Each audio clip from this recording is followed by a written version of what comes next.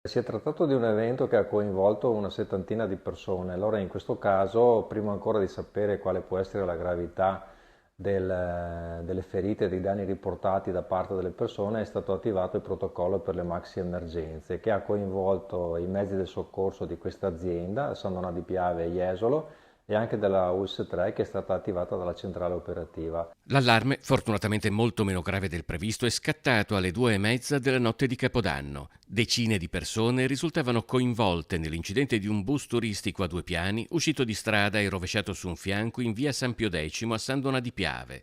A bordo 79 turisti bosniaci di rientro a Trieste dopo aver assistito ad uno spettacolo di fuochi d'artificio per salutare l'arrivo del nuovo anno a Punta Sabbioni. Fortunatamente nessun ferito grave, solo una decina di feriti leggeri. Sono stati tutti portati al Jesolo, all'ospedale di Jesolo, al punto di primo intervento, e lì sono rimasti ricevendo ovviamente le prime cure fino all'inizio mattinata, quando poi